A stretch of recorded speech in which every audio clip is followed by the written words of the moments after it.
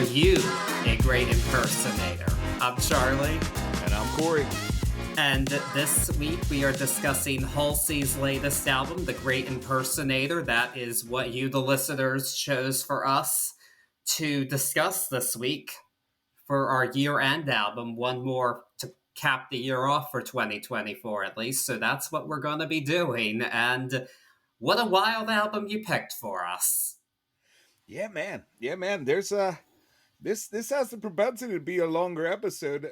Maybe I've been thinking about it too much, but this is an onion, to say the least, to layer upon layer figure out. And I'm intrigued by that. And I have so many feelings about this album. So I thank you guys for picking this one.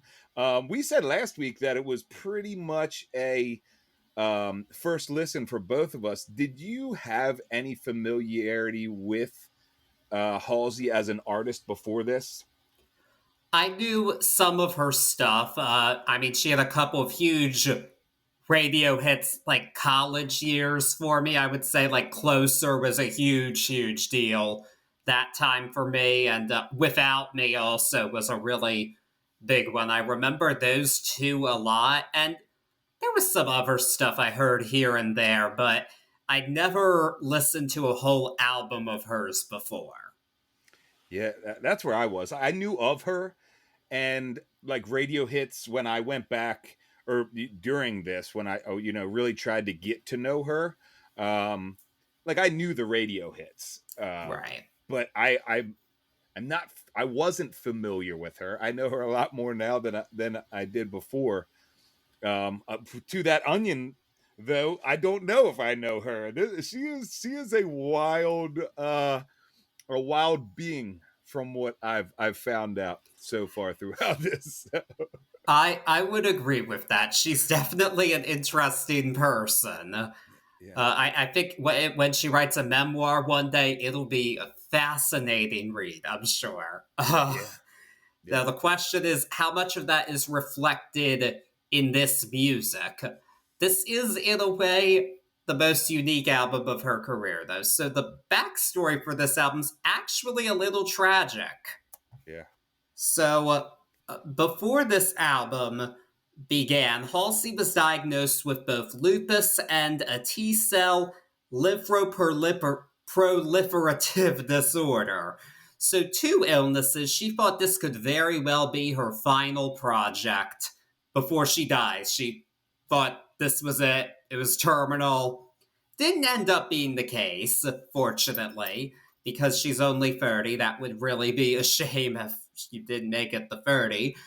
And so she really was actually thinking about her mortality on this album. And in this time, she gave birth to a son and broke up with her son's father. So, and I'm sorry, Halsey uses they, them pronouns. I just remembered that. Okay. So, yeah, I just remember that. So, apologies to Halsey if you're listening. I will fix my language there. So, and she wrote this album with several people, actually, quite a few different collaborators, some big pop names in there, which is a bit different for her. It seems like she was moving away from some of the more mainstream stuff like Without Me into a more alternative space, from what I've been reading.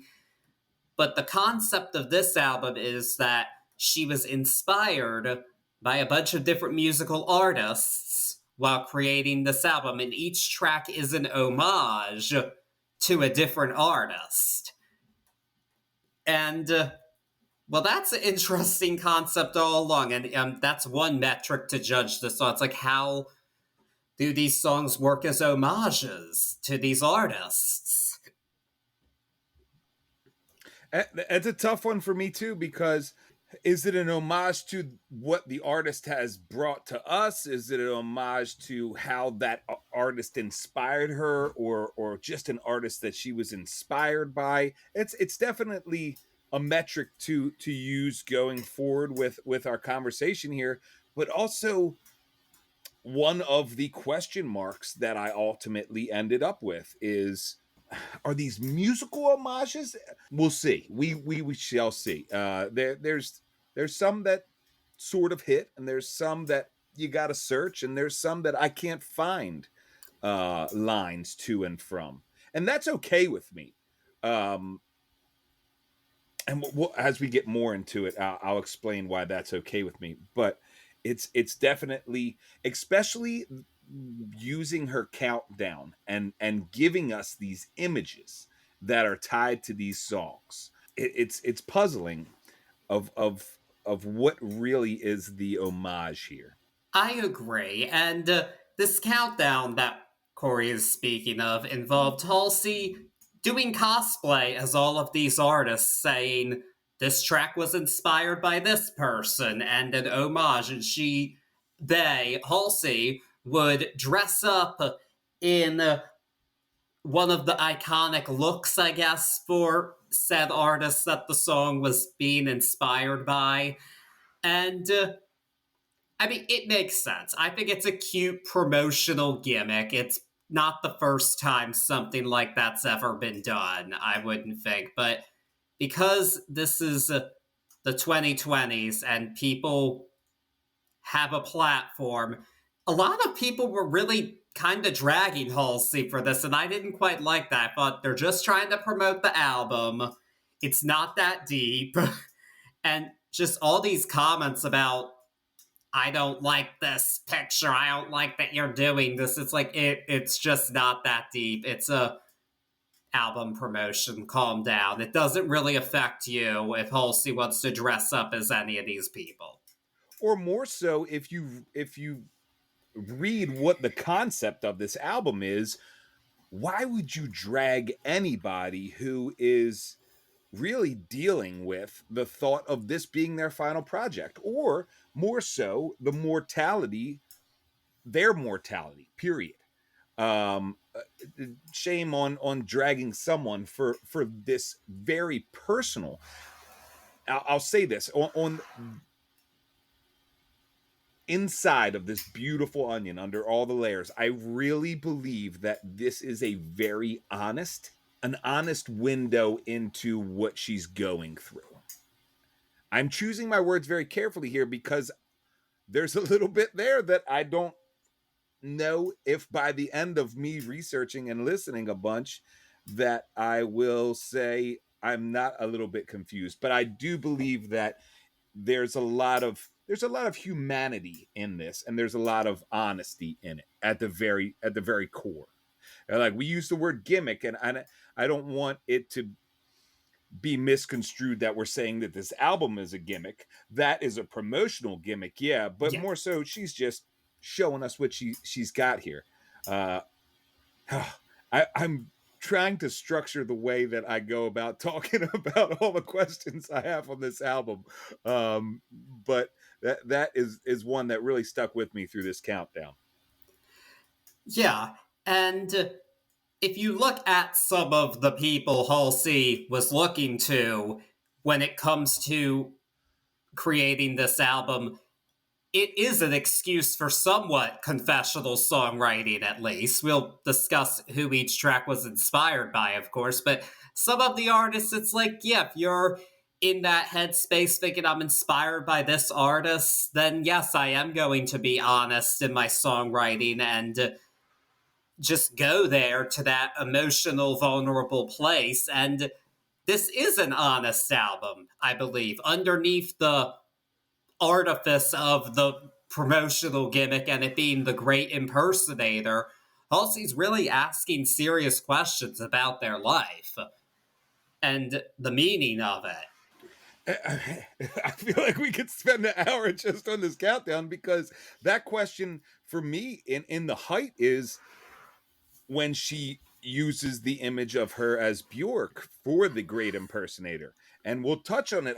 I think we'll touch on it a lot more when we get to that, which is at the latter part of the album here. But I've never thought of Bjork as much of an impersonator. In fact, I've always thought of Bjork as, sometimes to her own fault, a unique person. What's the way I want to say this? Sometimes almost overly unique with Bjork. You know, you can hang your hat on Bjork's going to do exactly what Bjork wants to do, in my opinion, no matter what. No matter how wild, no matter how avant-garde. And I've always respected her for that, rather than thinking of her as a great impersonator. We'll get to who I actually think should have been the cosplay for that song when we get to that song. I do agree it should have been Bjork. That's not who I would have gone for there. And I actually think it's pretty obvious who it was a reference to, but we'll get there when we get there. Wow. So much more here. It's great. It's great. Yeah, so the singles started coming out in the summer. Album was released October 25th. Mostly positive reviews, probably the best of her career. And it debuted at number 2, 93,000 units the first week. There were a couple of pretty negative reviews, one from Pitchfork, but it's Pitchfork, of course. And in this age of stan accounts, they always want to get mad about what Pitchfork says. It's like, it's Pitchfork. In the past, they might not have even reviewed a Halsey album if it were as it were founded. That's they certainly wouldn't review some of the stuff they review now if it were still the same as it was at its inception. Because that's just the way the landscapes change. That's just how it is. I did love that Halsey wrote on Twitter, I think it's beautiful how people interpret things differently. I thought, that's good for you. Well, because the review is, alongside being a bit cynical, it is a very devil's advocate kind of review. And it raises questions that I think are okay to ask here about it. And you know, some of the question marks I have in this unraveling of this onion here. But I'm glad she said that. It's something that I believe that we champion here with this podcast, and that's art is made so everybody can enjoy it and interpret it and have it for themselves however they want to have it. So good for her, good on her for responding like that. Where unfortunately, in my opinion, I feel like we have the propensity as a human race to automatically bite back at negativity towards our art. So good on her, good on her. But yeah, that review is different than the rest for the most part. That it is, and I know another review that got some criticism was Anthony Fantano's, where he claimed that Halsey had main character syndrome, which, yeah, that's not really a take I agree with. After all, it's Halsey's album. They're right about Halsey. I saw that too, and it's funny how people use that, or it's funny how in this instance it's used for negativity, where when I read it, I almost had a like duh moment, like duh, of course. Maybe I'm running a risk. Here we go. Hot tea take. Find me rock stars, find me pop stars, find me up top musicians, find me musician, period, especially a single musician that isn't the main character or doesn't suffer from main character syndrome. And that is not a negative thing for those people, in my opinion, because it pushes them. There are a lot of positive things about that syndrome. I'm putting air quotes up for me, in my opinion. I thought that was a pretty much like, of course she does, especially in this concept. I think that's what a lot of, especially in the negative or not super positive reviews, I feel like that's what's missed here, is that she openly said this is a concept of the end of my life, almost. You know, I'm paraphrasing, but still, like, of course you would. I've been trying to save this, but I really picture the end of life here, and maybe I'm pulling a little bit too much. Maybe I'm reaching a little bit too much here, but for me, the last thing that we hear is when you know you're dying is that your whole life flashes before your eyes. And with a diagnosis like she had with these T cell problems, and the one that I'm not even going to try to pronounce on the fly, Right. it's a very serious diagnosis and something that can really take a toll on the brain. So, of course, I would think, in my opinion, of course, you would have this whole life flash before your eyes. Of course, you're the main character. Silly, but It is silly. I did not agree with that take either. But we've been talking about just this album so far without really talking about the songs for quite a bit now right? because it's such a crazy idea in some ways. So, with that being said, I am ready to dive into this album. Yeah, let's get at it. Yeah, first episode of 2025, but also be sure to follow us on social media. Links are in the description, and also please subscribe and leave us a nice rating and or review wherever you're listening. It would be much appreciated because it helps us move up in the algorithm so more people can discover us and we can keep on spinning and spilling for you because we want to keep doing it through 2025.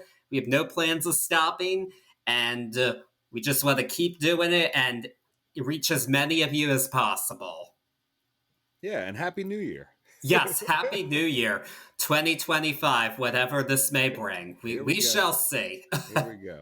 Yeah, kind of an appropriate album to start the year off with, I think, because yeah, just to me, I think it is. No, I'm with you. I feel like I'll agree with you. I won't even put it as a blanket for everyone, but it seems to me when it comes the new year, we make resolutions and we really look at ourselves at the very least over the previous year. So what a really unique album to look at in this time of new year, because it is a concept of her whole entire life, so to speak.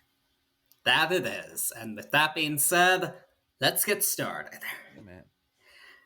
So the album begins with Only Living Girl in LA. The artist that this was inspired by was Marilyn Monroe, the only really non musician on the album. She did some singing, of course, but obviously Marilyn was primarily an actress. Most of that singing was in old time Hollywood musicals, but that's not nothing. We'll give her that. Marilyn's influenced plenty of musicians before, so it makes sense that she's here. And yeah, for a song called Only Living Girl in LA, that's an appropriate person to take after a bit. It's mostly an acoustic song. I feel like it's more of a long form poem than a song, but I'm not bothered by that. I feel like it kind of lays bare what the listener is in for with this album proper.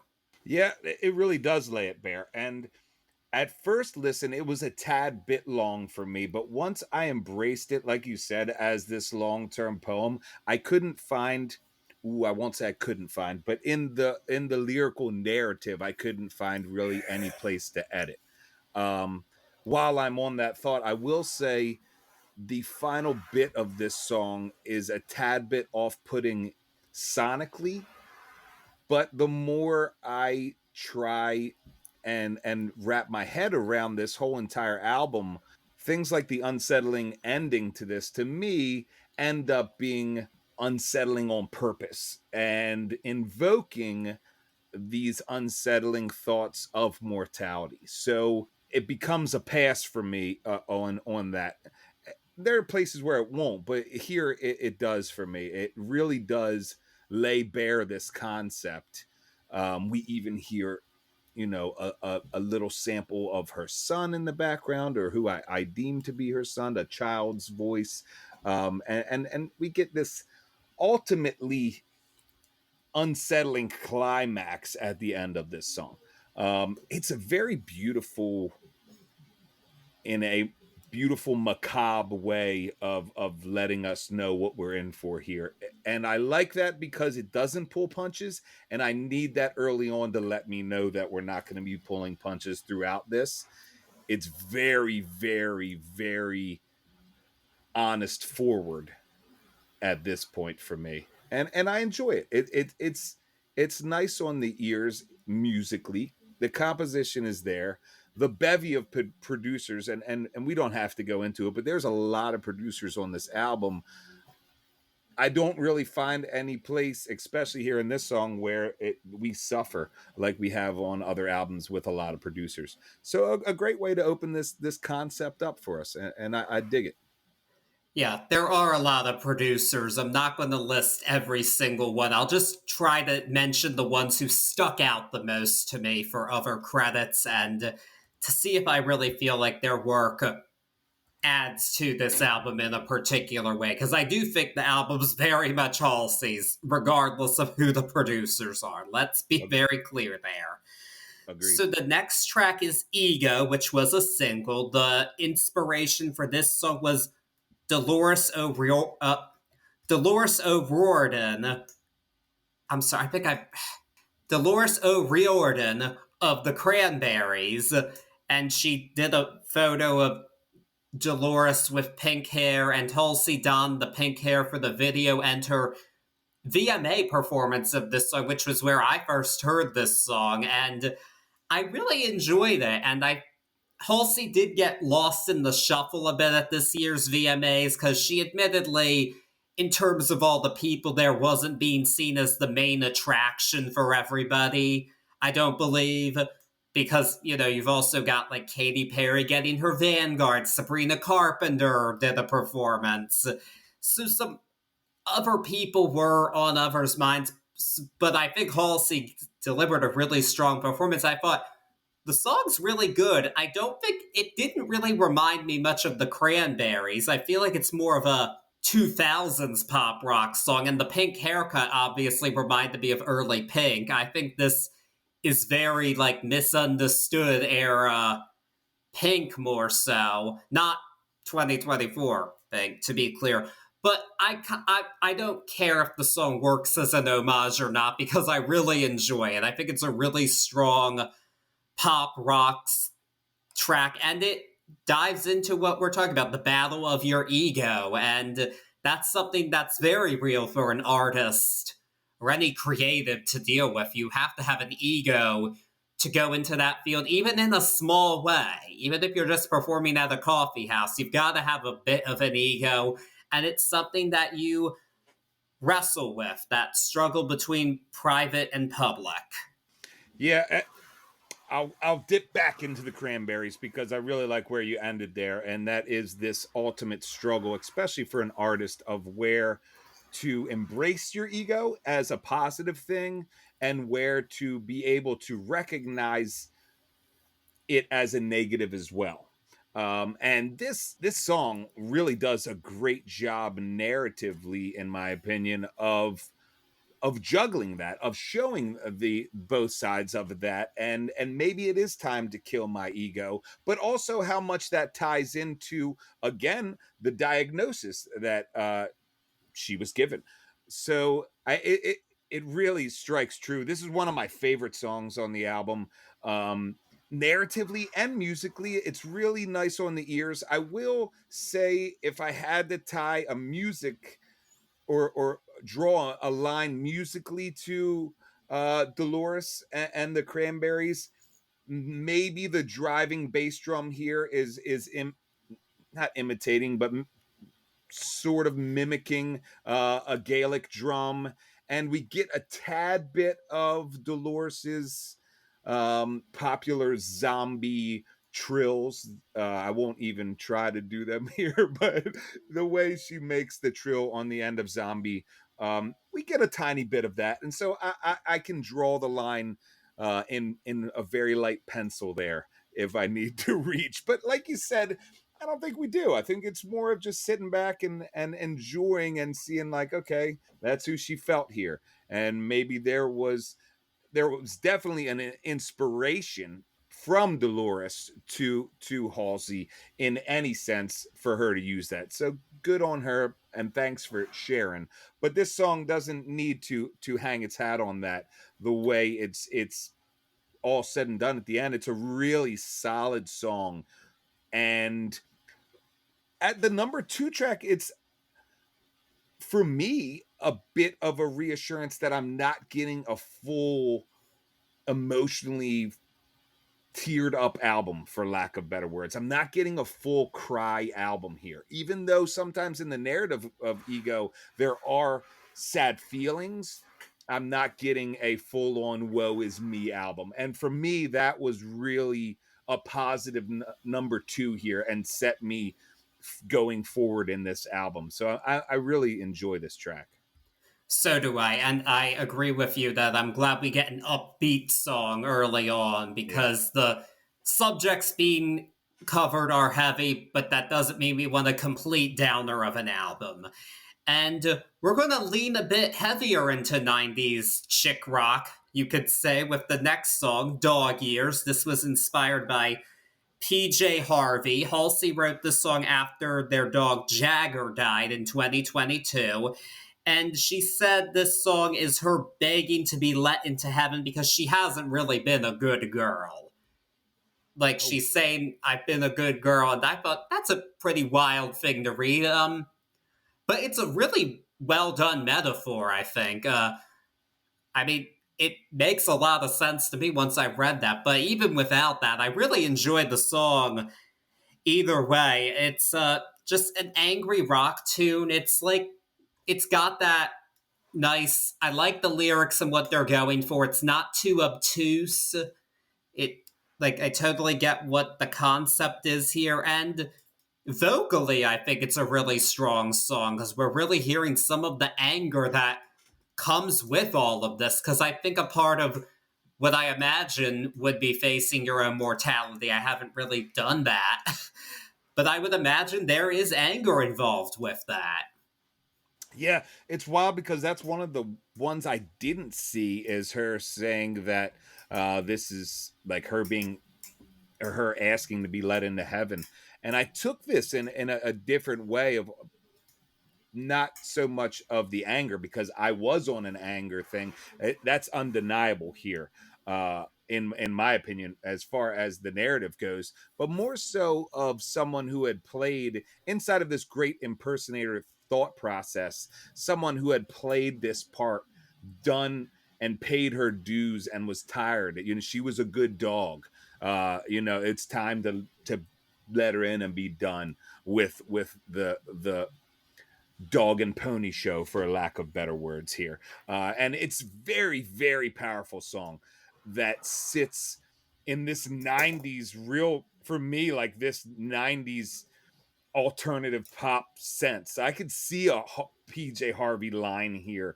I could see a line to a lot of angrier 90s female pop here, female alternative here. So I dug that. I dug that. This is a powerful song, man. And there's also these musical elements that are a little bit unsettling here. There's an almost out of tune guitar note that goes through here a little bit, and not me nitpicking like I usually would on these, but more so embracing these unsettling pieces because they're part of this anger, and I really enjoy that inside of a musical composition. These on purpose unsettling pieces, and this one continues with it, and it really makes you feel. At number three, I'm fully invested in this album first listen through, where I didn't know what I was getting. At two, I was happy that I wasn't getting a full on sad album, and here I'm by three, and I'm feeling this anger. I'm 100% in. So kudos so far. Most definitely. And now we're actually going to really switch gears with the next track, which isn't really a song so much as an interlude slash framing device of the album, but one that makes sense in terms of this facing your own mortality concept. Leather to God. There are three different tracks here called Leather to God, and each with a different year after them. And the first is Leather to God, 1974. This is performed from the perspective of a child asking to be sick because they see another kid being sick and getting all this attention, and so they're jealous of it. Which, I mean, that's a heartbreaking thought right there. You're begging to be sick because you want attention. That's really difficult. I mean, I don't, again, this is an interlude. I think in terms of that, it does what it needs to do before I get to the homage. Cory, what do you think of this? It's so interesting as a framing device. I The only thing I don't understand is the 1974 reference, and I really tried to dive in and figure out, because at first I didn't look and see how old she was, and I was like, okay, this is in her younger years, in her younger thought process. So I'm going to leave that 1974 aside, because it doesn't make sense, except to let the visual listener know, the person who's looking at the title of this track and in an album backing, to let them know that each time this happens, it's later on in time. And so now that I've said that, I'm putting that aside. This is such a oof, man. I'm trying not to curse here. This is such a feeling, man. It's such a honest feeling. I was immediately a little kid in the back of a car for some reason when I first heard this. Like, it's recorded almost with this wild room echo, and it sounds like an afterthought and something that she had found like on a cassette tape or something. But it really put me in this like rainy car vibe, and I was, like I said, I was 100% invested by 3. I'm listening to this, and I'm right there with her. The narratively, even as a framing device, even as a little blurb in between, it still holds so much power. It is such a wild feeling to take us through. So whether it's her feeling or not, I dig it, man. I this isn't usually my kind of stuff to go at, but I really dig it. So I'm still there at 4. I really am. Yes, I'm still there too. I want to hear what's going on next. But now for the homage, because of course I'm going to have an opinion on this one. The inspiration for this track was Cher, and Yeah. Halsey's note on it was that Dark Lady was a #1 hit in 1974, and it's one of my favorite songs by her, and Cher's great, and yada, yada, yada. That was exactly what Halsey said, but yeah, I'm not hearing the homage here to either Dark Lady or Cher in general at all. Like, I stretched to get it, and I'm not in any way. Because, like, something like Dark Lady, it's so campy and theatrical, a song like that, a murder ballad. This is much more raw than that.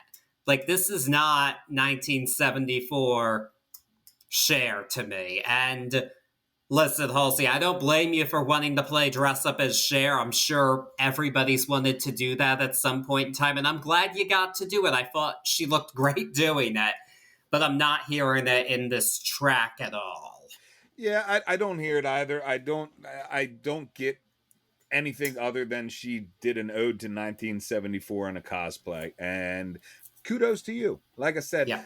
I got to put that 74 aside as only a way for visually to know that a timeline is going. I've racked my brains. This is one of the biggest question marks, and I'm glad I could finally talk about it, because I can't find any reference from her of where it makes sense, and I just it irks me, but in a Yeah. good way, just because I can't figure it out. Yeah, it's a head scratcher Halsey gave us, but Cher is the first 70s diva who makes an appearance homage wise on this album. We've got a few in a row now, kind of a new suite of this album, and the next track is Panic Attack, which was inspired by Stevie Nicks, and Halsey did the Stevie Nicks Rumors cosplay. Very fun. Good choice. And it asks if this is love or a panic attack. So, really speaking about that anxiety that you can feel when it comes to that. I can definitely hear the Mac influence sonically a bit. That's one of the more obvious ones.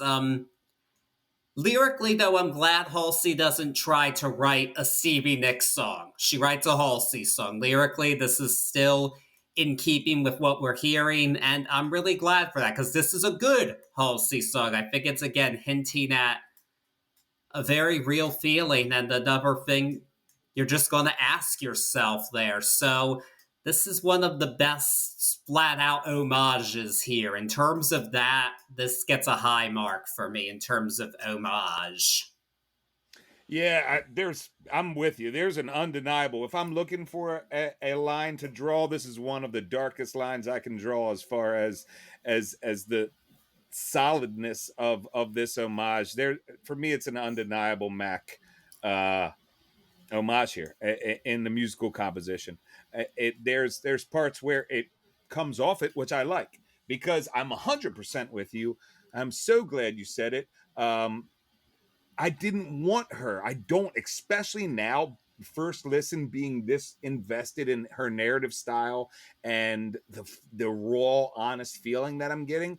For her to try to write a Stevie Nicks song would have totally killed it for me. In fact, she stays on point, on brand, for lack of better words, but she stays on concept here, and I enjoy it. I enjoy it. It is a little bit lighter than everything so far, and that's cool because, or at least cool to me, because we're talking about love here. It's real. I can understand it. I can feel it.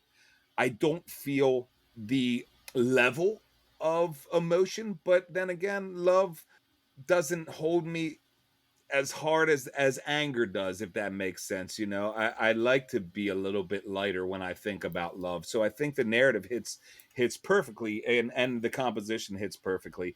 It's a cool one, especially coming off the 1974 little piece there. It's a cool one because it opens up a new piece sonically. It opens up a new bit sonically for us on the album, and I dig it. I don't have anything bad to say so far coming through this album. It's paced so well. It's on concept so far. I'm really digging everything. Yeah. And let's keep it going. We're now at track 6, the 1/3 point for us here. This song is The End, inspired by Joni Mitchell. And this just takes Halsey's mortality head on, what was going through their head with this diagnosis. And again, this is much like the previous track. I think this is very. I hear the influence in Spirit. Again, I don't think she tried to write a Joni Mitchell song, and I'm glad she didn't. But in terms of just laying it there with this acoustic backing track, that's Joni for you. Oh yeah. And Halsey did that. So this song really, again, it just lays it all out there, and you're really thinking about this stuff. And it's another strong track. We're doing really well here. Yeah, I mean, there's another line that you can draw. It really, there's the spirit of Joni inside of this musically. Um, it just singer songwriterness is really neat here. I think that's more of an afterthought. I come with a lot of this list. I think it's more of after the album's said and done, sitting back and being like, I really felt like Joni Mitchell playing here, or I hear some Joni in myself here, and I like that. Again, I can't reiterate enough how important it is to this album, in my opinion, to not, for lack of better words, impersonate on that level. To not write a Joni Mitchell song. So kudos to her for that. It really deals well with the mortality here, and 100% honesty. At first listen, it almost made me say, why isn't this at the end of the album? But that was when I was constricting myself to a thought of the flash of your whole entire life in order before you die. I After listens and really breaking down this album, I'm so glad that she chose to put this at the, pretty much like you said, the first end of the first third of this album here, because it really sets a tone. She's almost gone through everything um, at this point. She's gone through a big range, and it stands strong here to do the end, especially raw acoustic, and make that point this early in the album. It also musically pacing, it really flows out of the previous track, and I think that's very important, especially for the first time listeners on this album, or maybe even the subconscious listener. But it really feels nice and correct, even though we're dealing with a very, very subject narratively. um, I gotta find something wrong with this album, right? It's neat so far. It really is. Yeah, it's definitely interesting at all time. I would say all of the time. It'll remain interesting. That I will say for sure. Heard.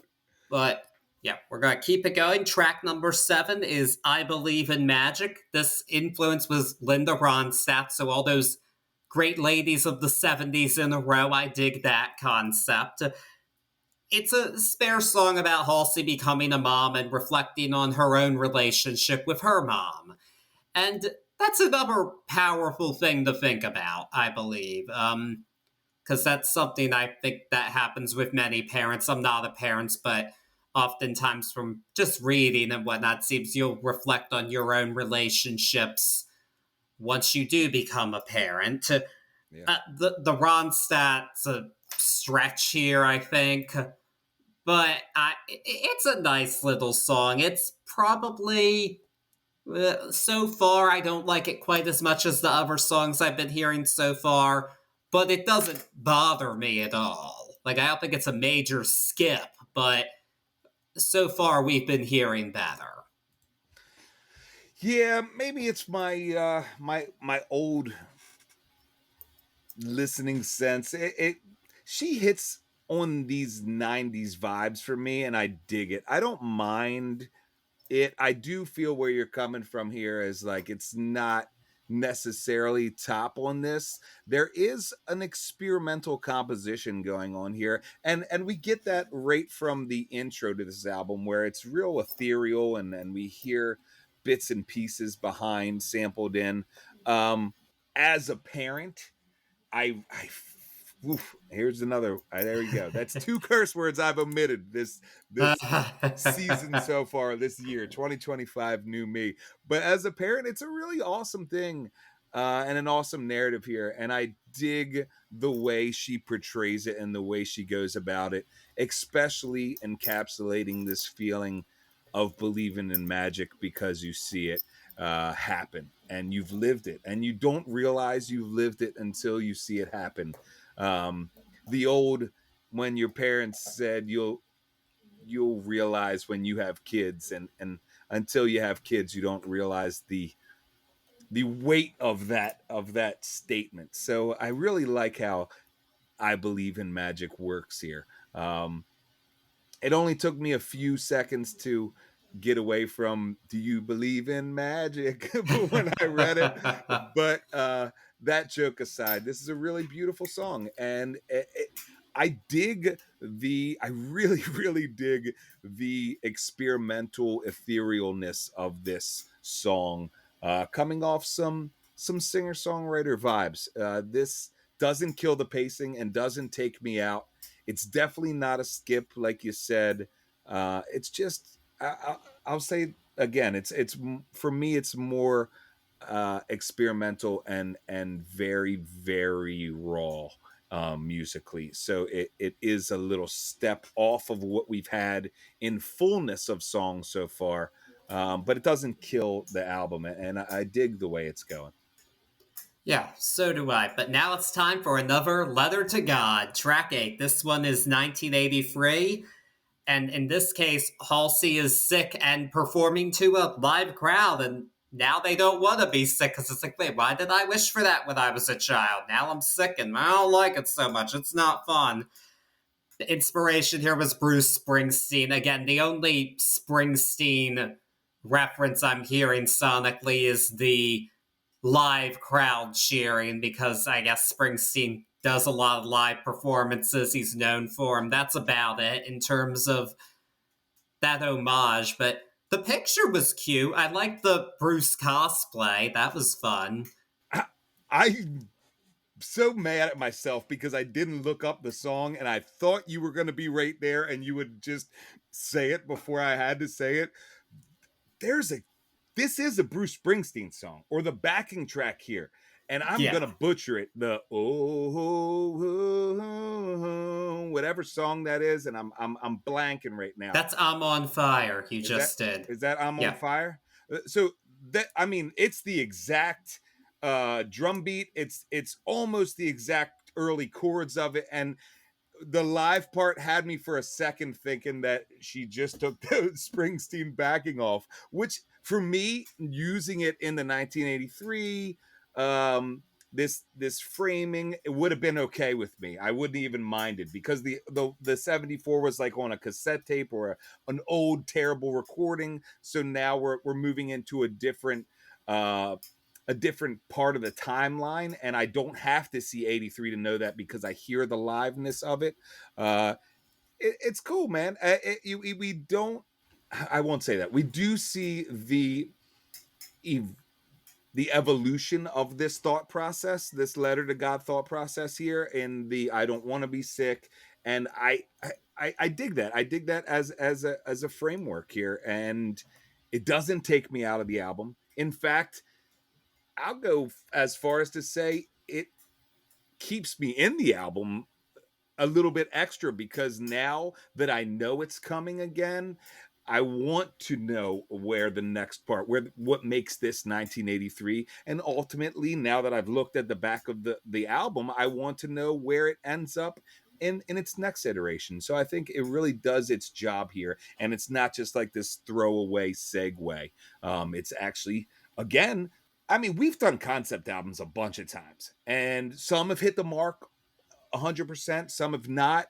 This is so on concept still. And the whether you're a first time listener or not, sometimes I like to really do devil's advocate and go cynical, and really try to explore.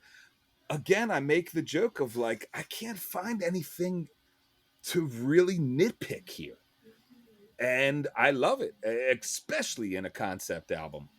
So go on, girl. Let's see if we can make it through this whole album. Let's see if we can, because we're getting to that halfway point now with track 9, which is Hometown, inspired by Dolly Parton. She did an 80s Dolly image for the cosplay, so I guess that's how we moved Dolly from the 70s to the 80s in terms of all of that.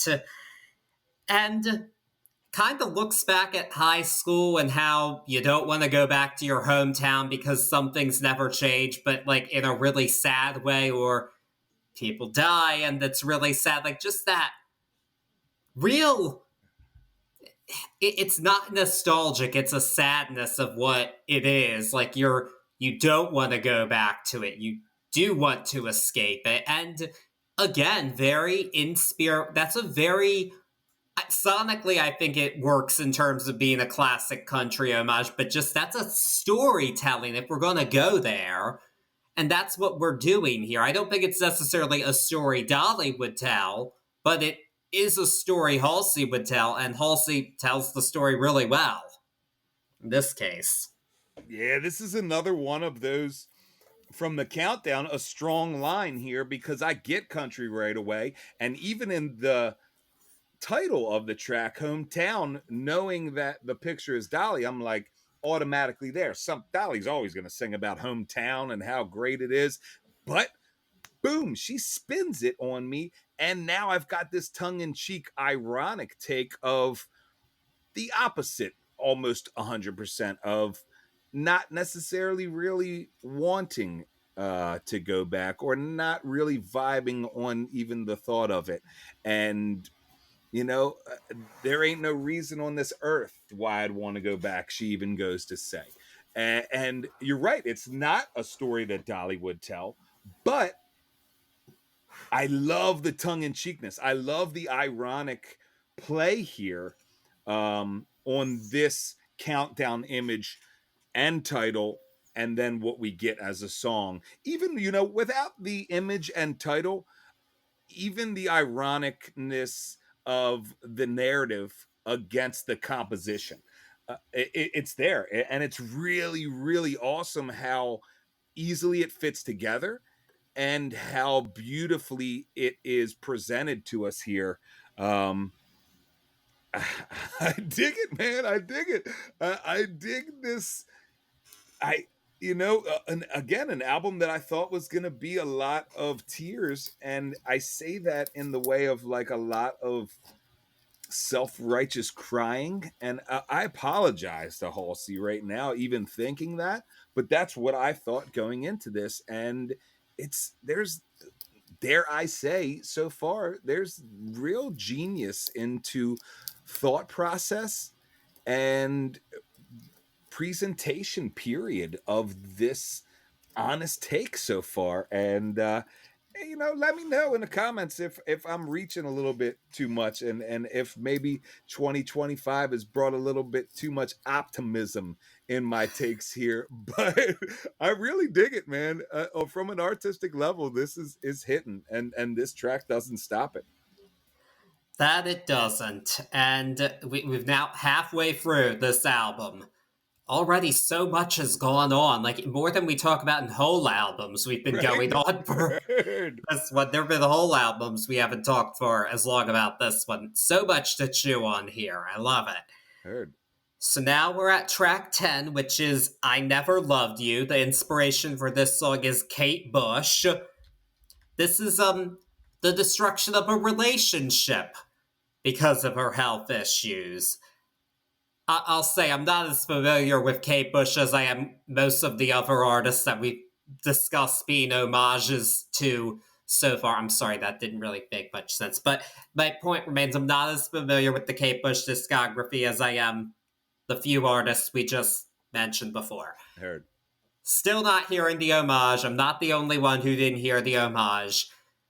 That, I mean, again, that it doesn't bother me too much if it's not a perfect homage. As for the song itself, I feel like we've very much been hearing Halsey go through just different aspects each time of this illness and this chapter that she's facing. Like a different facet of it each time, which I really appreciate. And this is a different facet on paper, but I don't think in execution we turn over a new leaf as much as we did on the previous songs, I would say. Like, in terms of facing mortality because of health, I don't think it hits the mark like a song like The End did. In terms of relationship drama, it doesn't hit like Panic Attack did. It's a bit like a midway point song. I think the song's okay. I don't think like I must skip it, but it's probably my least favorite so far. Not to say it's a bad track. Maybe I could listen to it some more, but there were brighter songs before this one. Yeah, yeah. Again, I'm glad that we're on the same page on this one, because sometimes you really sum things up a bit better than I do. But I feel the same way on this, where I do believe there's honesty, and I do believe that these are her feelings, but there's a little bit too much, in my opinion. There's a little bit too much embellishment, I think is the word I want to use here. It just doesn't feel like this first person narrative that we've been experiencing all the way up to here. And while I understand the feeling of the song, I feel like it just feels a little bit taken away from the actual body of work here. It feels like it's a little bit, what's the word I'm looking for? It's a little bit distant from this body of work as far as this specific narrative goes. It doesn't take me out musically from the album. It rolls. It's a good 4-minute track. It's an okay 4-minute track. It's not my favorite. And everything else up until this point has wowed me on so many different levels that I think it just doesn't hit that bar, unfortunately, for this song in particular. So I don't hate this song. I just it didn't blow me away like the rest of this album has up until this point. Yeah, I totally agree with you on that one. It just doesn't hit like those previous tracks did. So hopefully we're not getting into a slump here. But let's just say that. Right. Because sometimes at that midway point, sometimes that happens with albums. It starts to lose some steam. Hopefully that's not going to be the case. We will see with track 11, which is Darwinism. The influence for this track was David Bowie.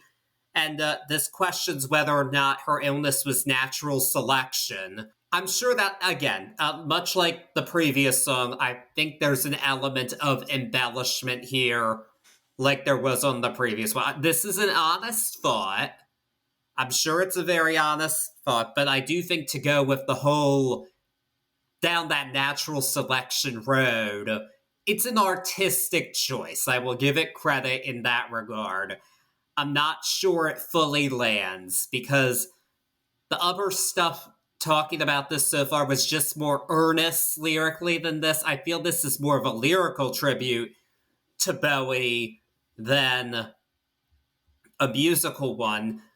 But in this case, unlike some of the more effective ones, I think maybe she was trying to write like Bowie, and I'm not sure that was the right idea. I wish she just taken this on more like she did some of the previous songs, like the Stevie Nicks or Dolly Parton tributes, where you evoke the feeling, but you write the song as yourself.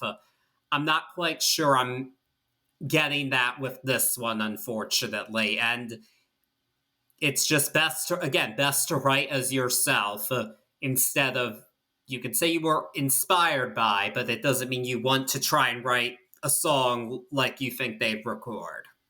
I dig your take. I guess I'll say I'm on the other side of the coin, only in the fact that I felt like this was a not so much abrupt, but a right back into what we have experienced so far on her narrative honesty and openness and personableness, in this first person view through her mortality.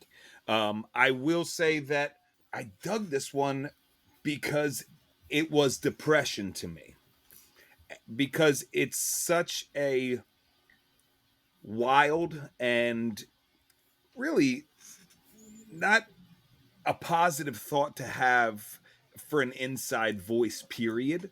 And that's why that depression was there for me, and I felt her inside of this depression more so because I feel like my art or my thought process in it when I'm depressed seems to be a bit wordier and almost just out there.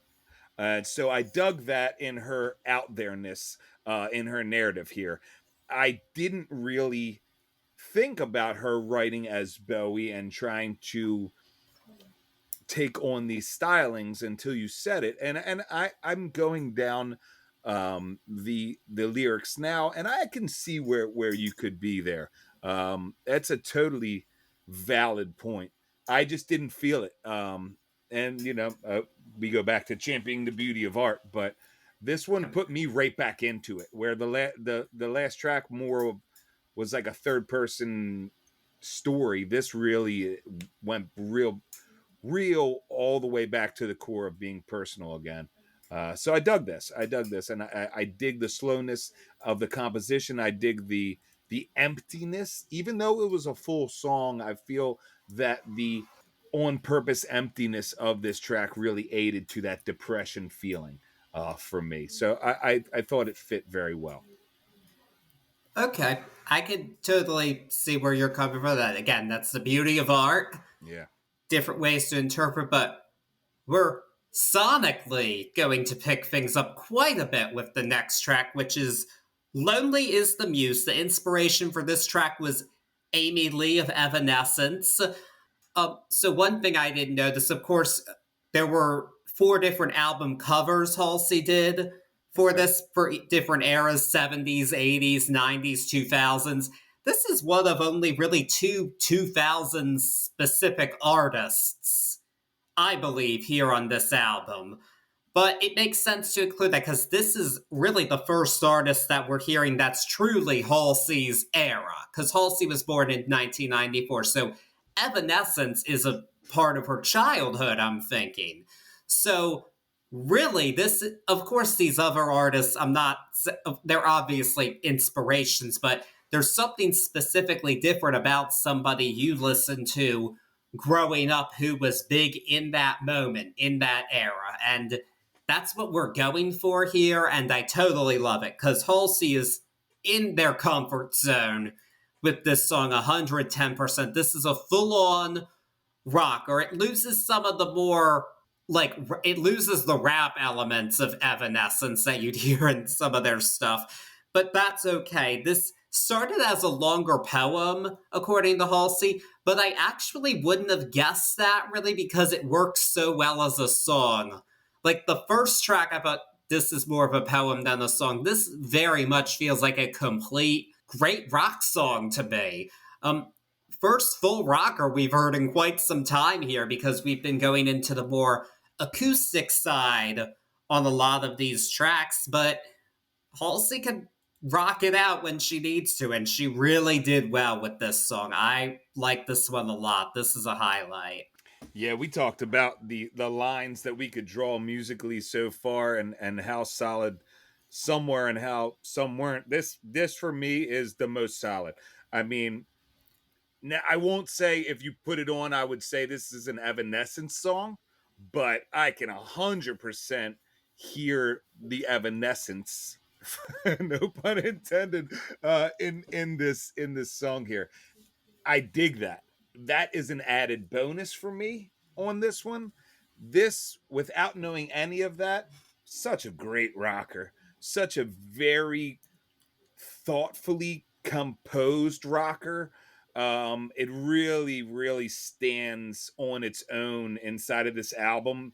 It is a bright, bright, shining, whether or not Lonely is the Muse is a bright, shining narrative as far as the way it makes you feel, because I'll leave this one up to interpretation, but it's really a bright and shining production, composition, everything on this latter or middle part of this album. But the second half of this album, it's beautiful. I've listened to this track a bunch, and it's not necessarily inside of my wheelhouse as far as the genre or Evanescence even, but man, it's undeniably a almost, I'm going to use the word here, perfect rocker. It is really, really well done.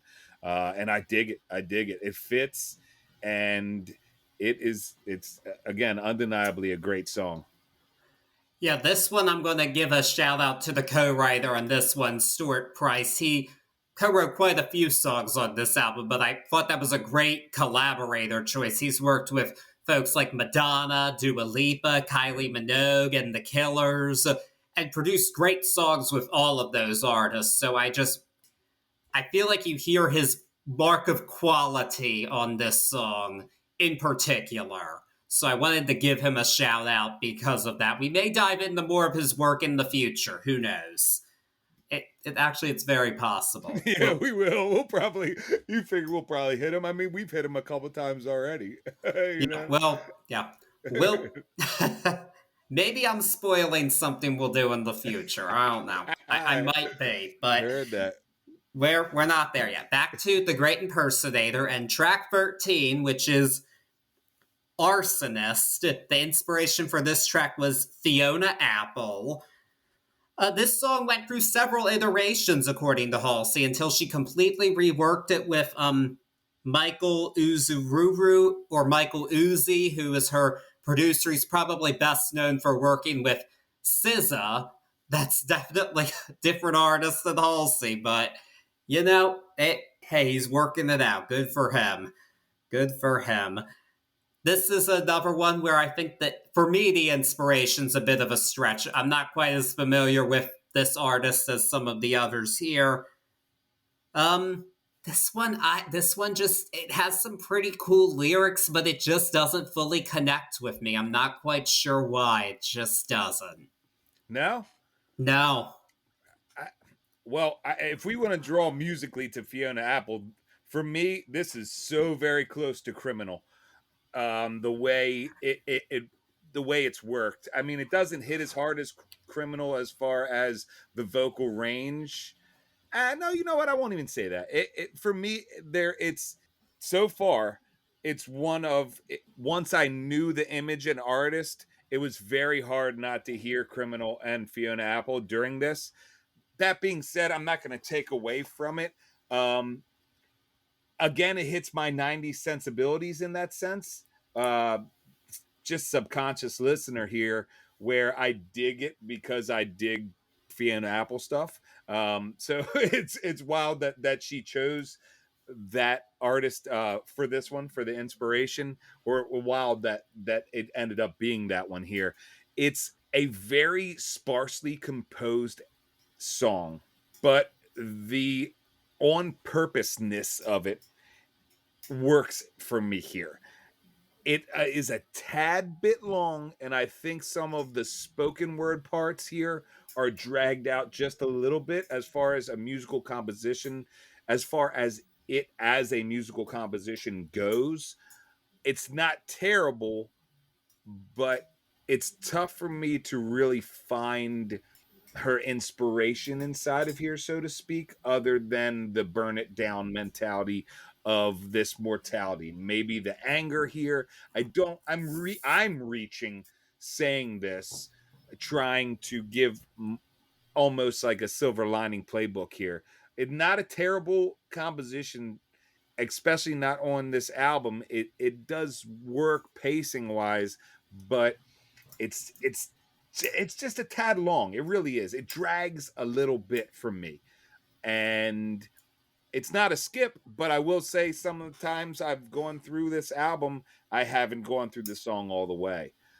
Because it ends up a tad redundant musically too.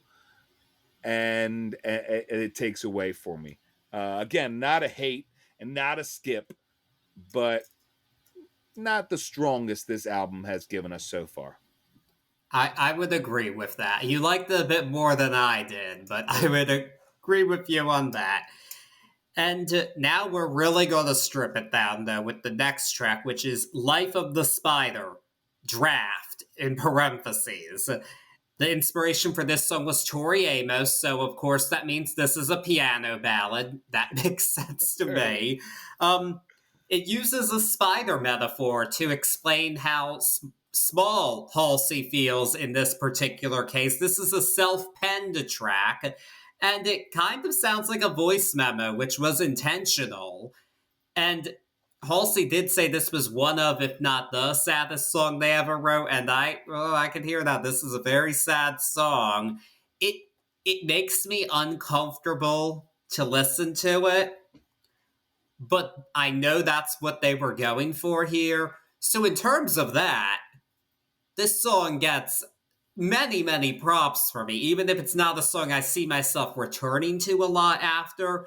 But in terms of what it was going for, I think it hit the mark perfectly, because this makes me wince in some ways. It's so uncomfortable to listen to. Yeah, I'm right with you.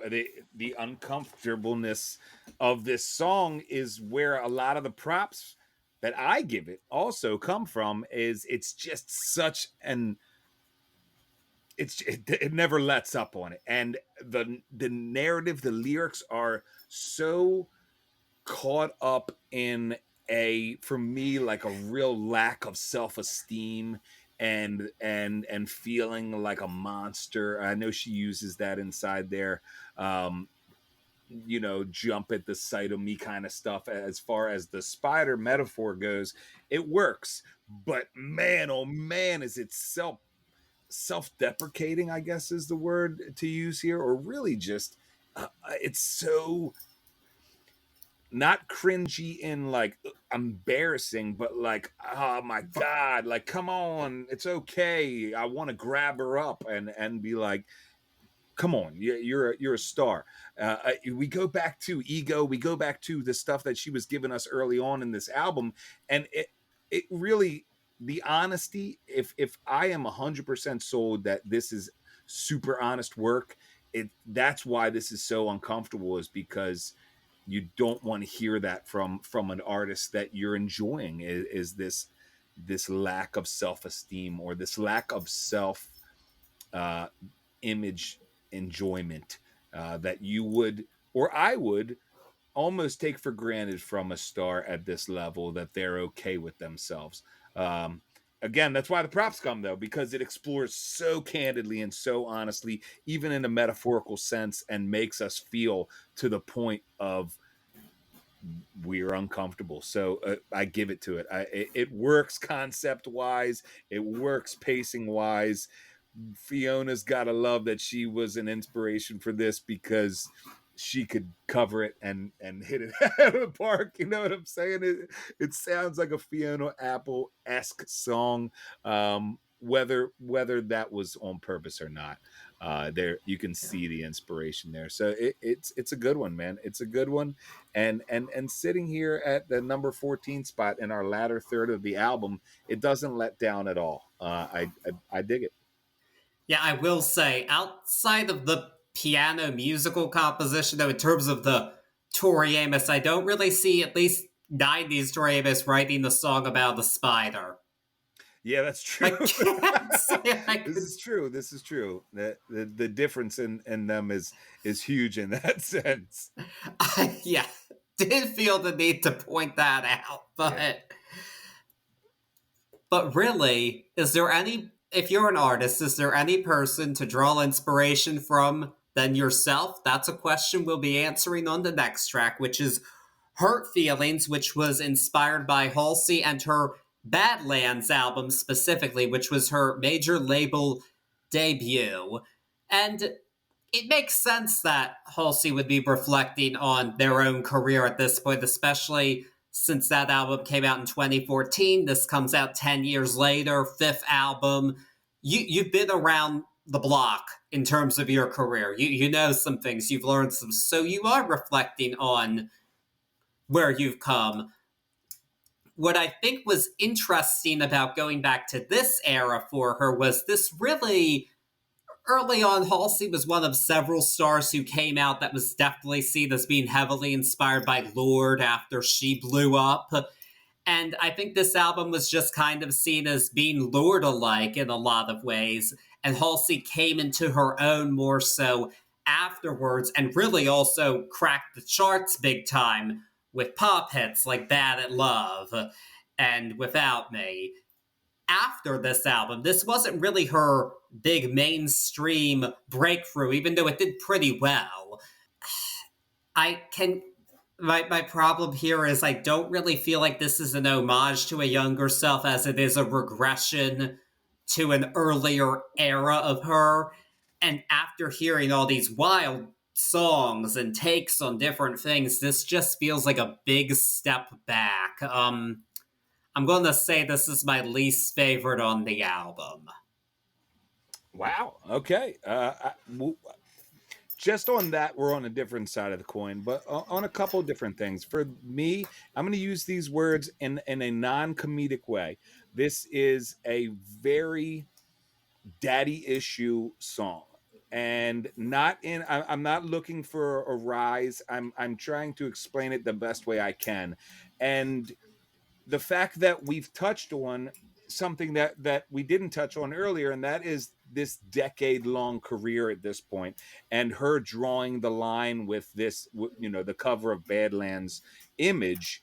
um it it really hits for me with the image. It really hits for me as a look back at a younger version of yourself, and at this point, with this diagnosis, in this concept, looking back and being like, oh my gosh, I had those problems then, and now I can actually put them into a narrative and feel them. And I can only think, maybe again I'm reaching, I can only think that's why she used herself here, um, to use not so much the ironic, but to use it as a way to make the point of her growing up, but actually realizing these issues, or this issue per se here. And it's strong for me in that fact. I enjoy it. The composition musically is sparse. It's not the strongest musical composition, but for me, the narrative and poetry and honesty of it really pushes it up for me. So it's not my least favorite as far as that side of the coin. And I dig the way that it fits in the album as her looking back on herself after um, this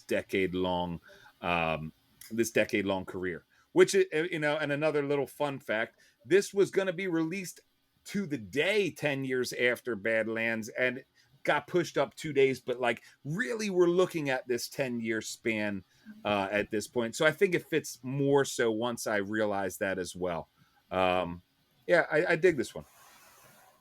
Well, if that wasn't your least favorite, I have a feeling I know what it is. Um, so the next track, we're getting to the end here. The next track is Lucky. This was inspired by Britney Spears. For some reason, Halsey dressed as In the Zone era Britney. She recreated that album cover instead of Oops, I Did It Again era Britney, which is what Lucky is from. Two very different images. So I was not quite getting initially, like, wait, why is that the picture he chose to recreate? I mean, she looked cute doing it, but I didn't quite get that. But I digress. This directly interpolates Lucky. It's kind of a rewriting of the song Lucky, and it also samples Monica's Angel of Mine. Halsey, she tailors it a bit to her own experience. I respect that, but musically, this is a lazy song. Uh, we're taking two songs that already exist, of course, and not enough here is done to differentiate. I just don't feel like the effort that I'm hearing on these other songs musically and inspirationally, it's just not on this song. And Halsey got released this as the first single, and she got ripped apart for it. She actually wrote on Tumblr, "No one is meaner to me than my own fans," and I'm sure people went overboard with disliking the song. But I don't think it's not a good song. Let's not kid ourselves here. Musically, I hate it only because it's so cookie cutter nonsense musically to me. It anybody can make. Ah, shit. I guess I shouldn't say. Oh, there I go. First curse word of 2025. I guess I shouldn't say that anybody could make it. It just seems so cookie cutter to me. Now, I will say, and maybe I'm reaching, but with this inside looking out narrative, especially targeted, it seems like, with the musical use of artists and what she says, it's a bit off-putting in that sense, because it's almost like a mild attack. uh I don't mean to say that she was attacking for the sense of the violence towards the other artists or artist, but like, if I break down this narrative, there's a lot of judgmental stuff here, and for me, in my opinion, and it just doesn't seem to fit this unless I really reach and say, okay, she's just self-loathing and trying to put this on other instances and judge it. It sounds like a bullcrap reach when I say it out loud. I try to give this song the benefit of the doubt. I will give it one, and that's, it doesn't necessarily kill the vibe for me, but it's way far my least favorite track on this album. It is just, it ain't nowhere near the level. As much as I try to bring it up to where I think it might be in this concept and in this statement of what this album is doing, I can't find it. I'd love to hear if somebody has a better take and let me know. Please enlighten me, because there's so many, like I said, so many question marks. This is one of the big ones. It's like, why do this track at all? It doesn't necessarily add for me to something that I want to know about this struggle. It feels contrived and it feels out of place. I don't want to say too many bad things because I've dug this album so far. It's just this one missed for me in an optimistic sense. Yeah, my silver lining for it, the reason it's not my least favorite is as cookie cutter as it is, because we're taking from another track, I do think admittedly it took from one very melodically strong song, Lucky, and the other somewhat melodically strong, Angel of Mine. Not as much, that's not as good of a song as Lucky in my opinion, but I think maybe I'm being a bit easier on it because I'm, you know, I love Brett. I really do. But funnily enough, she initially hated this. She wrote that she was offended by the song and the video Brittany? yeah, Brittany. I would have to think so, right? She said she was. She said she felt it did not represent her experiences. And but then Brittany deleted the post and said that it was out of context and that it was all fake news and that she loved Halsey. But I mean, the way you saw it, it's like Halsey just said it was intended as an homage, and I don't doubt that, but I do get where you're coming from. Like, well, we're not, I guess I can see what, based on what you said, why Brittany might not have liked the song or the video at all. So I don't know the video, and shame on me. But just from going through the lyrics so much and knowing that she used the Britney image as the homage here, or the Britney cosplay, if you will, as the homage here, and the musical homage, when you get to places in the song where it's like, and why is she losing so much weight? I heard it's from the drugs she ate, and I feel her, but I can't relate because I'd never end up in that state. A girl like that as a mother, it must be tough. Problem child, I was rough. It just feels like she's judging Britney in that sense to me, and trying to make it right in her head. It feels judgy. I very rarely am like throw out unbiased opinions here or unbased opinions here. It just for me it felt like almost like a diss track, and it was weird that it took me out a little bit there. I can see. I've said enough. Yeah. It not for me. Well, Damn I it. mean, the video is also Britney cosplay at one point because she wears something very similar to the bodysuit Britney wore in the Toxic video. The red one? No, the no. crystal one. Oh, I know. My bad. I was mixing up my videos there. There's red was oops, I did it again. But well, Britney had several things going on in the Toxic video. That was a wild ride of a video there. But again, that also kind of bothered me. It's like you're going through two completely different eras of Britney. That it's wildly different in this case between Toxic and Lucky. Yeah. Totally different. But okay, yeah, we're done with that. The most polarizing song on the album for everybody. And now we're getting to the end here, close to the end. 17, Letter to God, 1998. The inspiration for this was Aaliyah. Now, the good news is that Halsey made clear on Twitter that she layered this song with vocals from her son, much like the vocals heard in Argue That Somebody. Oh, okay. That was the musical inspiration. I'm glad she made that clear because obviously that's the only thing this has in common with Argue That Somebody. Other than that, there's nothing there. But it's not a small thing.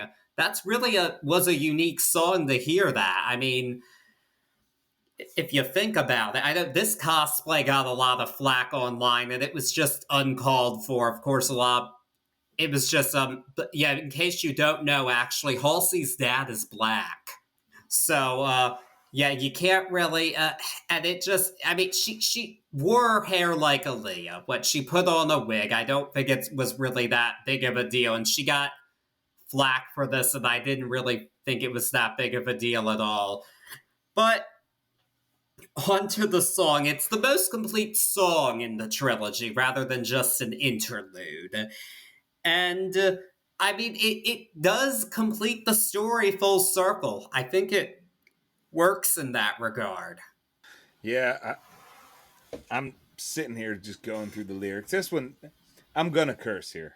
Okay. This one fucks me up, man, in a great way, and feelings, and like, especially trying to put myself inside of her thought process, inside of this diagnosis, inside of being a parent. It literally brings me to tears every time it starts, just thinking about being a parent and not being sure if you're going to be there for the rest of your child's life, and having them on a track, and then really breaking down where this trilogy, like you said, has started from in her childlike sense, or the narrative childlike sense, and to where now we're really just asking God for not to be sick, but not to be sick, and more so not to be gone for her own child, and from the world, period. It's such a moving piece. It's In all honesty, I could sit here and talk about those three together for quite a bit. I'm enthralled by this album, and I'm humbled by this album for the most part. But this one really, we've been using the words, as a framing device, but this one really sums up this trilogy, this little three-piece number here, and it hits on all levels. It is a linchpin to this album. This little trilogy, this little letter to God trio here, and it culminates here in this piece. It is integral to this thought process, in my opinion, and just masterfully handled by the end of it. I always try to put a little bit of comedic relief inside of these thoughts, but this one I'm just gonna leave on this very somber note of very masterfully done. I was inspired and seriously moved by the honesty and uh just pure selflessness of the giving of this little trio here. So really cool, man, really cool. That it is. And now we've reached the end. Wow. Can't believe we're at the end, but we're ending it with the title track, The Great Impersonator, which we spoiled is inspired by Bjork. So this song was actually produced by Emil Haney. He's worked with quite a few folks, including Eminem, Bruno Mars, and most relevantly in terms of this song, Lana Del Rey. And that was that's the cosplay of this song here to me. This is so Born to Die Lana Del Rey, and the whole Lana Del Rey's whole thing during that era was that she was inauthentic. She was like all it was all an act. It was a character. After all, Lana Del Rey's not her real name. She's moved in different directions since that era, but that's the cosplay here. So that kind of drives me nuts that it's Bjork instead of Lana Del Rey. I'm not understanding that at all. But I like the song itself. I think Emil Haney is a really good producer. This has a very Baroque feel to it that I enjoy a lot. I do think that it kind of on earlier listens for me, I had a bit of difficulty because I felt it came after I wasn't far after two of the weaker songs on the album, Hurt Feelings and Lucky. So and by that point, I was kind of just ready for it to be over because, like, man, those were rough. But Yeah. this is a really strong song in its own right, and it's a good album closer. It would have been better as a closer if it weren't for a couple of clunkers there, because that's really my only issue with it pacing wise. It's perfect closer, just took too long to get there because of some weaker stuff. Yeah, I'm with you. It's a really great closer here. I love the thought of this great impersonator, more so inside of this narrative of what she's doing on this concept and this mortality. I don't like to think. I'd have to think that there is a bit of impersonation going through the levels of the machine, as we like to call it, and there are ways to adapt that can be looked at as impersonating, especially from a negative, or especially from an end look back on life or a career in this point. Um, but it's such a really neat, really neat thought. It almost opens up an extra question mark for me and asks whether or not this whole entire album is just another piece of this great impersonator. It's almost a 100% a no for me because it feels so beautifully honest and self-giving. But I love that it just adds that extra level, or even, just raises that question for anyone to interpret. It's a really good closer. We talk about the Bjork thing and how she wasn't an impersonator. To me, musically, you get that little and maybe that's some Bjorkiness in there. I'm reaching there, but as far as a closer goes, it perfectly puts the ribbon right on top of this concept, and it closes the book. It closes the book, and it's a really well done piece. It really is a well done piece. That it is. And woo, what an album. What a ride. Yeah, man. Yeah, man. And I mean, I listened to it the first time through all the way and got the Alice of the Upper Class as the I end, and did too, yeah. I didn't realize that that wasn't the ender at first. Once I realized that it wasn't, I asked myself, why not Alice of the Upper Class instead of Lucky, I or agree with that. just because it hits and it says some cool stuff and it makes sense inside of what we've learned about the narrator throughout this process. It speaks. It just I would have loved that on the album more so than Lucky here. Just Yeah, for me. I'm with you on that one completely. I think it would have been much better. And I will say the Alice in Wonderland metaphor, it's been used a lot, but it's been used a lot for a reason because it's really good. It's the basis of several good songs that I can think of off the top of my head right now. And there were a few other bonus tracks. I didn't get a chance to listen to them, unfortunately, but that's okay because there was so much to discuss here. And yeah, this is we've been going on. Wow, this is our longest episode in a while. This was even longer than our Katy Perry episode. I had a feeling. It's very interesting. It's the human mortality, and it's such an interesting album. I'm gonna say it a few more times before we're done this episode, but thank you guys, our audience, so much for hitting the poll on this one and giving us. I wouldn't have picked this album because I didn't really know about it. So I'm so glad I'm so honored. We're so honored. I'll speak for both of us Yeah. to be given this one. This was a cool one. It's only every once in a while that you can throw one up to us that neither of us had heard all the way through. Outside of Death Row Christmas, it's not very often that you blow our minds. I'm speaking for Right. both of us collectively, but it was neat. This was super neat. Yeah. Yeah, this was definitely more pleasant to dive into the Death Row Christmas, that's for sure. Jeez, that was our last episode. I'm glad we're kicking 2025 off right with this one. Heard that. Heard Um, that. all right, with that being said, Cory, what is your grade for The Great Impersonator? Halsey, the Great Impersonator, a concept album. We said it at the start of the podcast here. It is such a solid concept. There is very, very few missteps, and they on a normal album this long, I feel like those missteps would be so not so much prevalent, but so pronounced that they would immediately take marks off.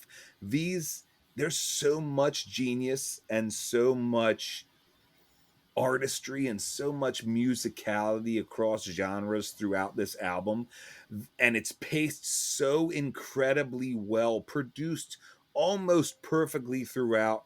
It makes me feel I have a really tough time not giving this album an A. My original was a B plus. I'm gonna go A. I was really moved by this album. It was such an unexpected hit for me, and such an unexpected, really awesome listen. And I'll go back here every once in a while when I need some feels, because it does it so well. Kudos to Halsey on this one, and really just kudos to opening up so selflessly and so giving and so honest. I have nothing but good stuff to say, really. This is a great album. I'm giving it an A. I'm going to go with a B because there were a few missteps for me. There were some songs that just didn't hit quite as well for me. If with some editing, it probably would have been a B plus if you removed a couple of the songs. But overall, this was, even at the points I didn't like quite as much, this was always interesting to listen to. I definitely wasn't bored listening to this album. And it's albums like this which are why I enjoy doing this podcast, because these are just such deep things to dive into, an album like this one. So in that regard, in terms of how, there will definitely be songs I'll be coming back to time and time again on here, for sure. So yeah, very solid B for me. Favorite song on the album? Whew. You know what?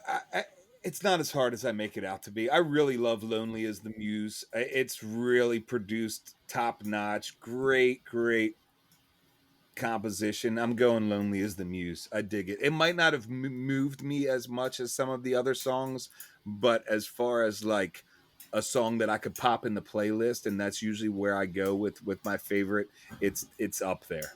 Yeah, for sure. That was up there for me, but my number one's Ego. That's just a good one. Pop rock greatness right there. I love that song. That was one of my top played songs of the year. After I heard it on the VMAs, I just couldn't stop listening to it, and I still enjoy it a lot. So, yeah, pretty easy decision at the end of the day for me. And there we have it. First episode of 2025. Yeah, man. Again, thank you for that album. Yes. Ain't no way I would have listened to that out of nowhere. You know what I'm saying? Like, right, exactly. Thank you guys so much for that one. That was a cool one. That it was. But we've got a lot more coming for you in 2025, don't you worry. And for the next album, I felt inspired in a couple of different ways, actually, to make my pick for the next one. In part by this album, and in part by Cher's memoir, because this album was mentioned in that memoir, and it's by one of the inspirations of this album.